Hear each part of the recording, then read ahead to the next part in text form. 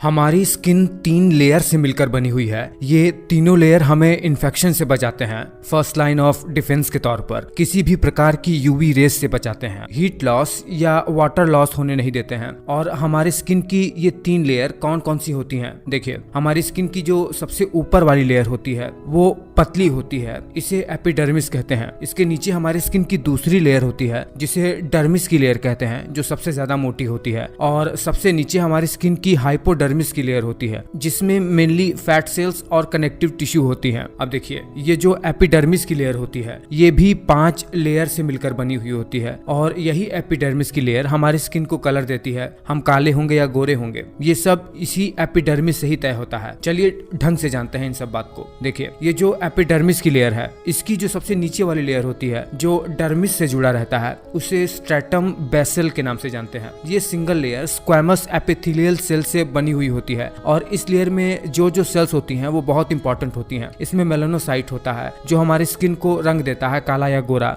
इसमें Merkel cell होती है जिसकी वजह से हम स्पर्श का अनुभव कर पाते हैं, यानी इसमें टच रिसेप्टर होते हैं। इसमें केराटिनोसाइट और उनके स्टेम सेल भी होते हैं जिसकी वजह से कभी भी पानी हमारे स्किन के अंदर नहीं जाता है। यही केराटिनोसाइट यूवी रेस से हमें प्रोटेक्ट भी करते हैं और हीट लॉस भी नहीं होने देते हैं। एपिडर्मिस की दूसरी लेयर स्ट्रेटम स्पाइनियोसम होती है जिसमें केराटिनोसाइट नीचे वाली लेयर से ही प्रोलिफरेट और डिफरेंशिएट होकर आती है। इसमें केराटिनोसाइट डेस्मोसोम नाम के एक एधेरेंट से जुड़ी रहती है। एपिडर्मिस की तीसरी लेयर होती है स्ट्रेटम ग्रैनुलोसम। इसमें क्या होता है? इसमें यही केराटिनोसाइट डिफरेंशिएट होकर ऐसी सेल्स बना लेती हैं जिसमें ग्रेन्यूल्स होते हैं। इन ग्रेन्यूल्स में हिस्टाडीन और सिस्टीन नाम के प्रोटीन भरे रहते हैं जो कि केराटिन फिलामेंट को आपस में जोड़े रहते हैं। वही केराटिन प्रोटीन जो हमारे हेयर्स में होते हैं हमारे स्किन में भी होते हैं। एपिडर्मिस की जो चौथी लेयर है वो केवल हमारे पाम और सोल में पाई जाती है, यानी हमारे हाथ पांव में, जिसे स्ट्रेटम लूसिडम के नाम से भी हम लोग जानते हैं। इसमें केराटिनोसाइट्स के डेड सेल होते हैं जो कि ट्रांसलूसेंट होते हैं, जिनमें लाइट आर पार तो हो सकती है लेकिन ये पारदर्शी नहीं होते हैं। इन्हें हम अपने पाम में और सोल में माइक्रोस्कोप के जरिए भी देख सकते हैं। एपिडर्मिस की जो 5वीं लेयर होती है, जो सबसे ऊपर की लेयर होती है जिसे हम टच कर पाते हैं, उसमें डेड सेल होती है केराटिनोसाइट्स की, जो कि नीचे से पुश होते होते ऊपर आने पर 40 से 56 दिनों में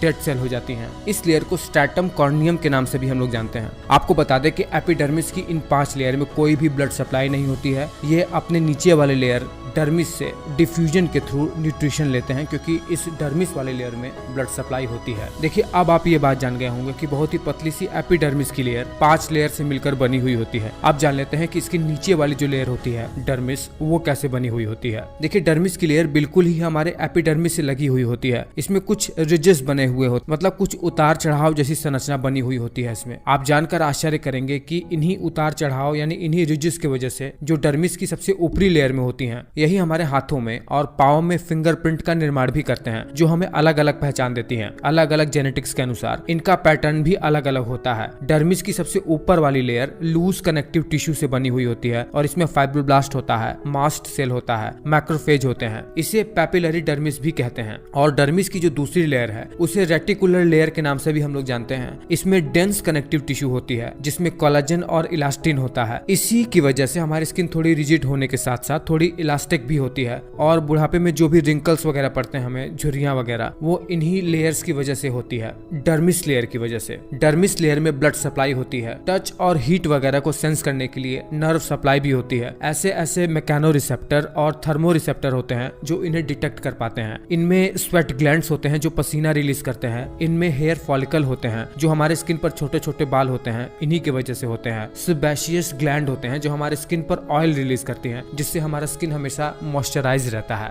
अब देखिए, हमारे स्किन की सबसे आखिरी लेयर होती है जो कि हमारे मसल से जुड़ी हुई होती है। इसे हाइपोडर्मिस की लेयर कहते हैं, जो फैट टिश्यू यानी एडिपोज टिश्यू से मिलकर बनी हुई होती है, जिसे मेनली सुपर फेशिया की लेयर के नाम से भी हम लोग जानते हैं। मैं आपको बता दूं कि फेशिया का काम होता है कि वो हमारे मसल को मसल से जोड़े, ऑर्गन को ऑर्गन से जोड़े, स्किन को मसल से जोड़े। हाइपोडर्मिस में भी कनेक्टिव टिश्यू, एडिपोज टिश्यू और कुछ इम्यून सेल्स होते हैं जो इसकी रक्षा करते हैं इस लेयर की इन्फेक्शन से। इसी लेयर की वजह से हीट कभी भी हमारे शरीर से एक्सेसिव अमाउंट में बाहर नहीं निकल पाता है और हमारा शरीर हमेशा स्वस्थ बना रहता है। मैं उम्मीद करता हूँ कि इस वीडियो के जरिए मैं आपको स्किन का स्ट्रक्चर समझा पाने में सक्षम हो पाया हूँ। अगर ऐसा है तो आप लोग वीडियो को लाइक जरूर करना।